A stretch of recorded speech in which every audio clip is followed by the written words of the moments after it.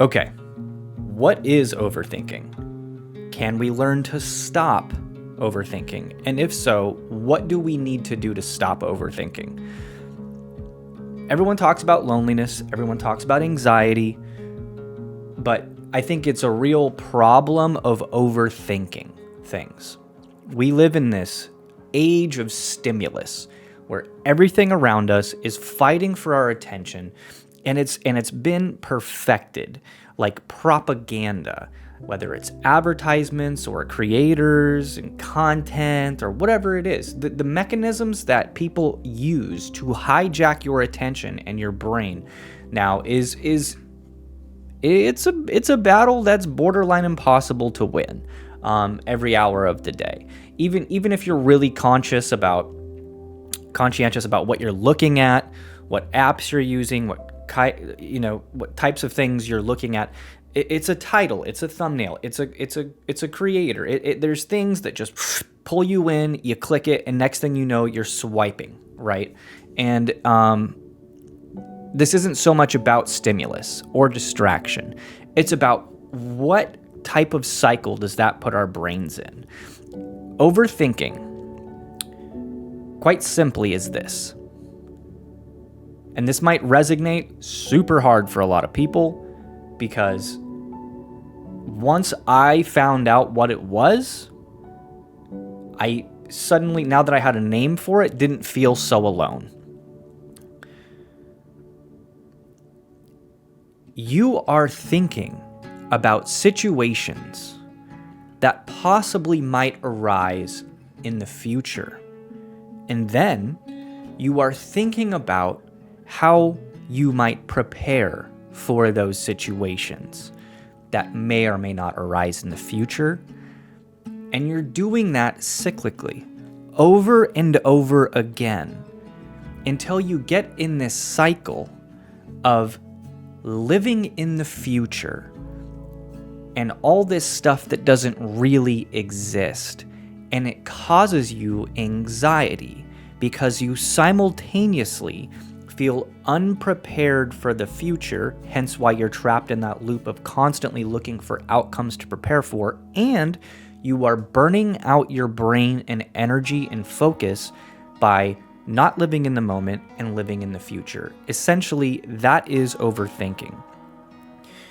You are trying to also connect dots and make sense of a chaotic world and provide some type of order to it by mentally preparing for it, right? That's like the evolutionary biological aspect of overthinking is the world is chaos, it's scary, it's dangerous, and the only way we feel we can have control and order in our lives is to prepare constantly for things that haven't happened yet. I am super guilty of this, and I want to talk about it. I want to talk about it because I think it's super important. And I also think that there is 100% a way to stop it in its tracks. There's a couple of little things that I have done that have been absolutely life-changing. The first thing is don't mistake overthinking for deep thinking. There is a big difference. Overthinking doesn't make you smart or intelligent or thoughtful or even prepared. It just burns you out. Deep thinking is a levels of consideration. It's not having a contingency plan for things that may or may not happen. It is thinking about things in levels from not only your perspective, but other people's perspective, acquiring new knowledge and challenging your biases, right? Whereas overthinking is completely based on biases. A matter of fact, your biases are the voice that you hear in your head when you're overthinking, right? How you see yourself, how you see other people, how you view danger, how you view relationships. Those negative things are the voices of overthinking, whereas deep thinking is thoughtful consideration, bouncing back and forth between the information you have, new information, and then examining the lens that you're viewing that information through, right? That is how one acquires wisdom, is deep thinking. Overthinking is how one acquires anxiety. But speaking of wisdom, let me tell you one of the most useful quotes I think that I've heard when it comes to how to deal with overthinking and anxiety in general. And it's from Marcus Aurelius. If you don't know about him, Google him. Gladiator, movie, Russell Crowe, Marcus Aurelius. Stoicism, Marcus Aurelius. Meditations is a great book everyone should read. Moving on.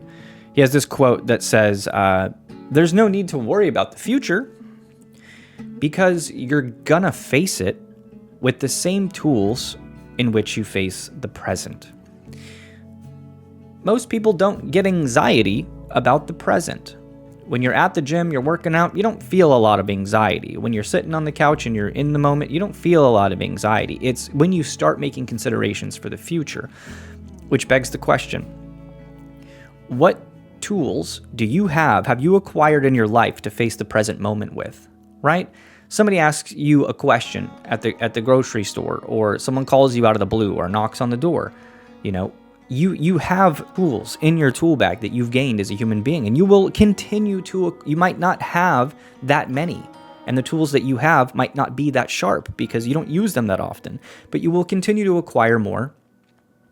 And you have to believe in that. You have to believe in yourself and say, I don't have anxiety right now. I'm just chilling, right? So then what's the difference between how you feel right now and that person that exists in the future where things may or may not happen to them? The difference is, right now you are 100% prepared, and regardless of what may or may not happen to you right now in this moment, you know that the tools that you have are all that you have, right? If something happens to you right now, boom. There's no piece of information that's going to save you from what happens right now. So we almost make peace with the moment because there's nothing else to be added or subtracted to us in the present. We are just in the present. Whereas this person in the future could get caught with their pants down and look a fool and be embarrassed and all of these things. And so that person, there's things to add and subtract to. We can prepare for those situations. But right now in the moment, in the present, we don't feel any anxiety, right?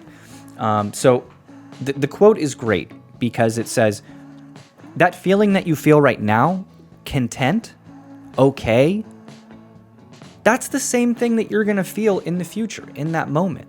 And the torment and the torture that you're going to feel between now and then is happening in your mind. It is suffering of the mind. It is a psychological prison that we're continuing to put ourselves in.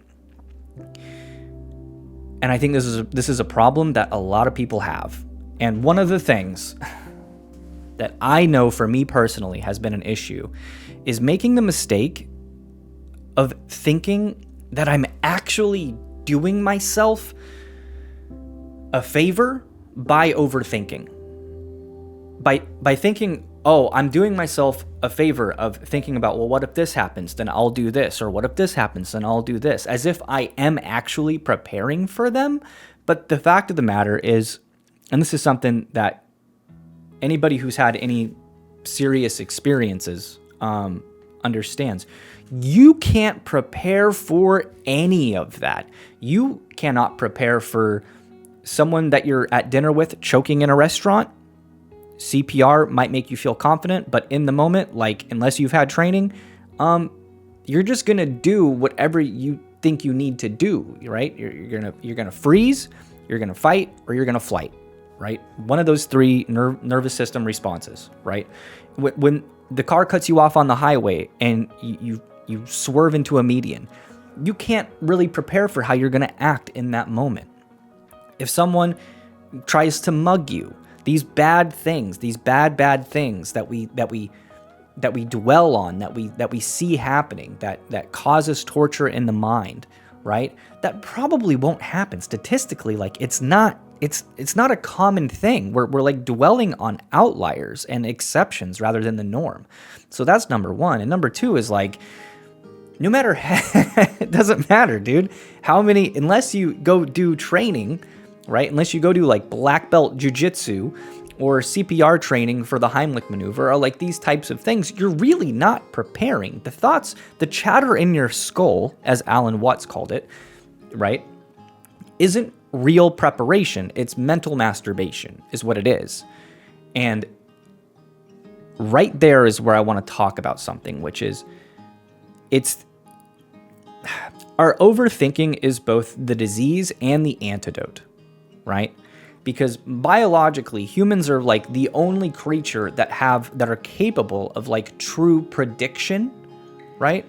And like thinking about outcomes and then preparing for them, right? That's one of the things that make us really unique, you know? And biologically, that feels good. Like a lot of our brain is like dedicated to prediction and patterns. And we get caught in that cycle where it can feel like we're doing ourselves a favor preparing and overthinking about things. But we're not. Unless you're out there physically training muscle memory, training a knowledge base, right? Recall, the ability to recall information. You're not actually preparing for anything. You are actually just letting electric signals fire through your brain to no end that serves a purpose. You are literally, you know what that is? That is a parked car that is turned on that you are just hammering the gas. You're just wasting the gasoline in the same place, not going anywhere, right? That is overthinking. And I had this thought that profoundly changed my life. It was one of the most devastating things that I've ever thought to myself that fundamentally changed who I am as a person. And if you're a person that overthinks a lot and suffers from anxiety and you're constantly in your mind about like what could happen, right? Think about this. What if nothing happened? What if nothing ever went wrong again? What if from this moment, right now, to the moment you pass away peacefully in your bed, not of some gruesome means, not of all those anxieties that, you know, health and disease and those things that you get really anxious over. None of that. Just peacefully, natural causes in your bed.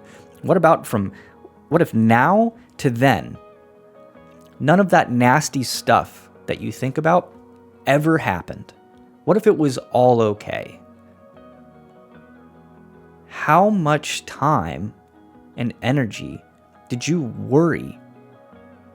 Wasted energy worrying about stuff that never happened. The answer is probably your whole life.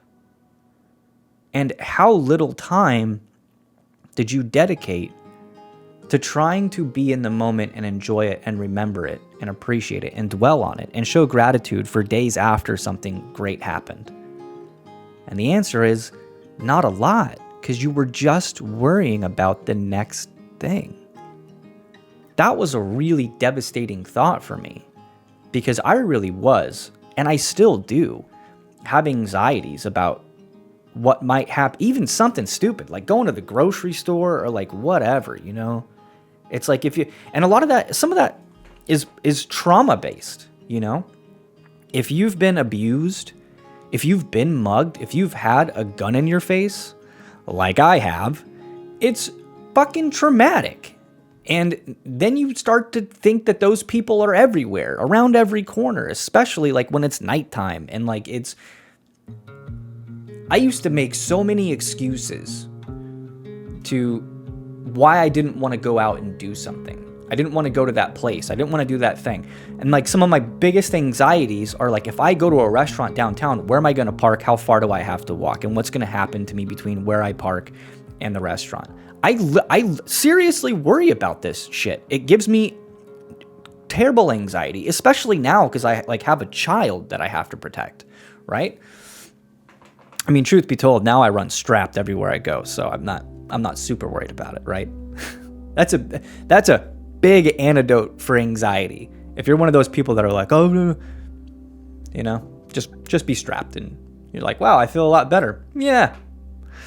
But otherwise, it's like, dude, it's mentally fatiguing, man. And it's so silly. Like when you get into like the reality of like the thoughts that I have, like going to the grocery store, like going to the mall, I'm one of those people that if I go to a restaurant, I have to sit at a table where my back is to a wall and I have to be able to see the entrance, right?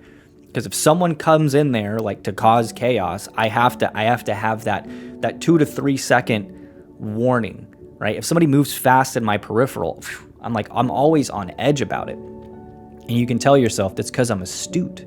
It's because I'm intelligent. It's because I'm hyper-vigilant. It's because I'm self-aware. I'm street smart. But really, what you're doing is you are making your life worse. How much better would it be to just live in the moment and be happy and be present, actually listen to the people that are at the table talking to you and consider what they're saying and see things from their perspective? That's really hard. In a world where like 71%, I think, is like the statistical data, don't quote me on that, like feel as if they are overthinking and wasting so much time thinking thoughts. So you have, I don't know, on average, how many screens do you have around you? You have your phone, you have your TV, you have a computer, and then you go outside and you got billboards and you got so much stuff trying to hijack that emotional part of your brain. And then you're not doing yourself any favors by trying to jump between that, right? A passive mind, a mind of consumption of content and information. You're jumping between that to active mind. An active mind where you're actively trying to prepare, but we've established you're not really preparing for anything, of things that may or may not happen. That's a really hard way to live. That is a very anxiety-filled life. That is rough. And I'm talking to people that they're like, that's the thing about overthinkers. They know they're overthinking. They wish they could just live in the present. All right. So here's like a few things that I do. Number one is I often remind myself of that thought, right? I think to myself, what if nothing bad happens? What if I was just the kind of person that was able to sit back and enjoy whatever I'm about to go do? Wouldn't that be wonderful? And I just try to kind of like pretend to be that person and like fake it till you make it. And then it kind of comes true. I kind of let myself be silly and goofy and not having to constantly be aware of everything around me and like analyzing threats and blah, blah, blah, blah, blah. And I kind of like play the character of the person that I imagine myself to be if I was just able to live in the moment. And it kind of becomes true. So like really, like fake it till you make it. Like pretend to be that person, pretend not to be an overthinker, and then slowly it'll start to happen. But what about like actually breaking that hard cycle of the mind? Because it's almost like a reverie, like a daydream that you can get lost in. And you can get lost in it for like 20 minutes, 30 minutes, and you'll be like, whoa, I was just locked in thought about nothing, right?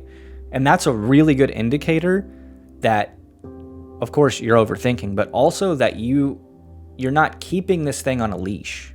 You're not in charge of it. It's in charge of you. If you're losing 30 minutes to an hour, you know, once or twice a week to just like this overthinking cyclical thing, it's probably time to like really start finding some things to break it, you know? And here's the thing too. A lot of people are talking about like, okay, mental health.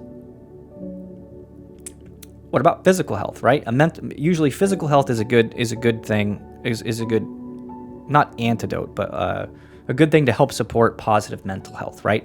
So you go to the gym, maybe you go swimming, maybe you go work out, maybe you go run around a track, maybe you go for a walk, you do these things. What are you doing during those times, right?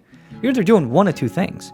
You're either passive mind, consuming podcast, audiobook, music, blah, blah, blah, blah, blah, or you're active mind, right? You're overthinking, right? And So it's like even the things that we do positively for ourselves, right? We're still stuck with our own thoughts, and we're kind of letting our servants our thoughts be our masters instead of our servants. That's not a good thing to do. Another Alan Watts quote, right? Thoughts make good servants, but bad masters. You really have to be aware of it. So there's a couple things I do, right? And this first one is silly, but also like if it's stupid and it works, it's not stupid. Which is I actually change my vision, like my actual eyeballs, like how I see things. It's like if you hold your hand out in front of you, right, and you let your vision slip past to the background, right, and your hand becomes kind of blurry, that's overthinking. That's kind of the mode that your eyes are in when you're overthinking. You're not seeing directly what's in front of you, you're seeing the background, right? It's a metaphor, but it's also like legitimately kind of what you're doing. You're analyzing your environment, right? So what I do is I focus on what's in front of me. I focus on small, tiny macro details. I might look at my tiny little things on my hand. I might look at the tiny little lines on my hand. I might look at tiny little details of fabrics. I might look like little dots on this microphone.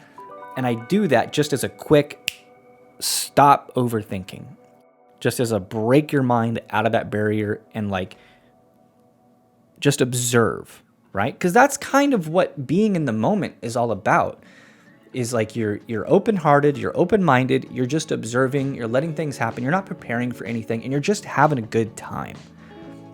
And that, an analogy of that is kind of just looking at flowers, looking at the close details, like really seeing the tiny little finest details in things around you, right? And I know that sounds silly, but like, I swear it works. It absolutely works. Right? And I do this especially when I have really bad brain fog and my mind feels like it's just blah, right? And there's a million reasons why people get brain fog, right? But when I have really bad brain fog and I just can't concentrate and focus, I can't read, I don't have any motivation to work, I'm just like blah. I focus on like the tiny details of stuff around me. And that seems to like do a pretty good job. It gives me a little bit more juice in the battery to focus a little bit longer on whatever else I need to do, and like kind of snaps me out of that like zombification. So that's something that like I really, actually now that I think about it too, is like people have those like fidget gadgets like on their desks, right? My buddy Damon like gave me a bunch, and I have them all around here. They're like everywhere. They're great. But I think that like when you should probably have like a talisman or like a totem, like a coin, like something that you carry with you to like check out the fine details. I just realized that I actually do that. I have like a coin that I carry, and like, if I'm feeling really anxious or like I feel like I'm in my head, I kind of just like take it out and like check it out. Does that make me sound like a crazy person? I feel like that's just something people should do, right? Because I guess the way that I look at it is your brain has several different functions, right? Your brain has, multiple different kind of modes that it can engage in and get locked in, and each of them serve like a purpose. But I feel like when you engage that like macro mode or the micro mode, and you're kind of looking at like just the finest little details, like a surgeon, it just like sharpens that ability to concentrate and not be thinking about the future whatsoever, right? You're just like exercising that muscle of like living in the moment and like focusing on now. So in that way, no, I don't think it makes me sound crazy. I think it's actually a good thing to do. The other thing that I do when I'm overthinking is I will put a time limit on it. I will say like, I have really bad anxiety about this thing that I'm about to go do. I used to, what's funny? I used to tell my wife, like if back when she was in college, if we were going to like go to a party or something like that, on like a Friday, I told her, don't tell me about the party on Monday, because I'm just going to be worrying about it all week. Tell me like Friday morning. And then she'd tell me like Friday morning, right? And I'd be like, why didn't you tell me about it sooner? Now I don't have any time to like mentally prepare for like, it's just like the curse of overthinking, man. I know this definitely hits home for some people, dude. Some people are like, I don't know what the hell you're talking about. Good for you, dude. But for other people, they're gonna be like, yeah, that's my mind, and I don't know how to stop the cycle. Yeah, looking at the fine details for sure. But another thing is also I put a time limit on it. I say to myself, like, okay, there's this thing I have anxiety about. I'm going to acknowledge that I have anxiety about it. I'm going to let myself think about it and dwell on it for like 10 minutes. I will set a timer and I will like meditate on it, and I will do all those mental masturbatory things that overthinkers like to do. And at the end of it, I will actually analyze what the hell that even did for me. All right. So if I spend 10 minutes kind of dwelling on the future, not living in the present, doing all that unnecessary preparation that I know isn't going to help me at all, after that 10 minutes is up, I will say to myself, what did that do for me? Did I learn anything about myself? What biases were just talking to me then? What past trauma is trying to get in the way of my happiness with what I was just thinking about? And then I'll say to myself, those are all good questions. Know that they all have good answers, but we're done thinking about it. I'm moving on. I'm doing the next thing, and I'm not going to passively consume content and pop a headphone in and listen to something or watch a video. I'm also actively not going to dwell on the future. This is why drawing and crafts and like things that you tactilely do with your hands is like amazing. I said this in a past video. I just recently started practicing lock picking, right? Because it's actually like it's called It's called lock sport, right? And it's really fun, and it's hard, and you got to concentrate, on everything, like the sounds and the feelings of the tumblers moving. And I think if you are an overthinker, look into tactile hobbies that you can have with your hands, whether it's crocheting or lockpicking. Lockpicking is kind of badass. Drawing, something you can do with your hands where you're not thinking. And the reason is because the brain is like a muscle, and those different sections of it are like a muscle. And the ones that you use the most are going to get really powerful. And if you don't break that cycle of overthinking, that's the one that's just going to start dominating your existence. So I do a lot of writing. I do lockpicking. I play like instruments and stuff. I tried to exercise that part of my mind a lot more conscientiously, to be present, to be in the moment, to focus on what's in front of me. And I've been doing, I recently started doing this thing with my wife, not too recently, probably like just in the past, like couple years, because we've been together for like 12 years. So like in the last like maybe 2-3 years, I started doing this thing with my wife where I'm just really honest about when I'm not listening to her at all, right? Because I'm trapped in my own head. She will sit there, she will talk to me for like 30, 45 seconds to a minute, and I'll be looking at her, right? And I'll interrupt her and I'll say, hey, I am so sorry. I wasn't listening to you at all. I was, doing my fucking thing. I just shut it off. Please restart. And God bless her, she'll go, totally, right? Because she knows that this is a real problem for me, and she gets it, and she doesn't take it personal, and she'll restart, and then I'll really try to focus in, right? I try to do that with all of my relationships now, right? Where I've gotten really good at kind of, you'd be like, oh, are you really good at just listening now? No, I'm not. Like it's still a problem, especially like if I'm trapped in that thought and then someone starts talking to me and maybe they get like my swivel attention, but they don't get like my mental attention. And then I could be like, hey, will you restart? I wasn't listening. I want to hear what you have to say. I wasn't there, right? I was somewhere else. I was in fucking La La Land. Yeah. So those are a couple of things, right, that I do. I remember that quote, which is, what if nothing bad ever happens? And that for me, like the profundity of that is like, damn, dude, you literally are wasting your life worrying about shit that like doesn't matter. And you're not preparing for anything. like you are just doing mental gymnastics. Like, stop it, right? That's kind of a devastating quote to tell yourself, because you're like, man, I don't want to be that person that like at 80 who like worried about all this shit that never happened. And it's like, man, my life, I just kind of missed it. I just kind of missed all of it, right? The second thing is like looking at those macro details. I think that's like a super good tip, and carrying something with you that you can do that with is like pretty great, right? Anyway, yeah, if you are an overthinker, please let me know in the comments. I want to hear from you. I want to hear about what it's like for you. What kind of cycles do your mind get trapped in? What are some tips and tricks you use to break out and stop overthinking? Have you completely overcome it?